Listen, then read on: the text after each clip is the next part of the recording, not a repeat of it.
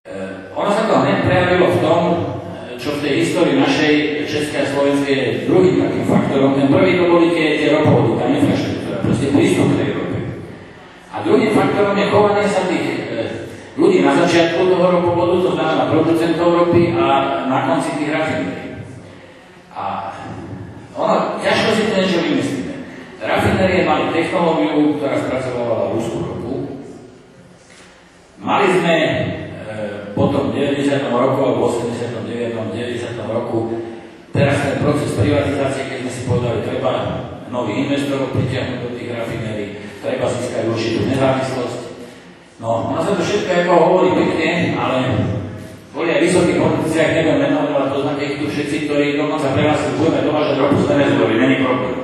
No je to problém, pretože tá ropa sa dá kúpiť z tej Venezuely, ona sa dá dokonca naložiť na tanker a dopraviť, ale nemáme more, my už sa nedostaneme. A železnicou, alebo podobne, to je proste nonsens. Takže ono toto vlastne mohlo byť všetko reálne, alebo realizovať sa tieto myšlienky o určitej nezávislosti mohli jedine po dobudovaní tohto ropovodu.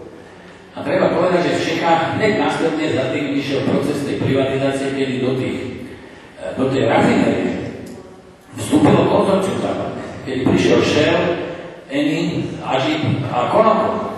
A toto dalo v podstate tú garanciu a dotiahol ten proces dokonca, že na nás prišli aj iní producenti alebo prepracovatelia tej ropy. To je dodneska ten problém, že my na jednej strane vykazujeme, že Česko má tých 20-25% spracovania ropy z Azerbajdžanu, ale Azerbajdžan to nevykazuje.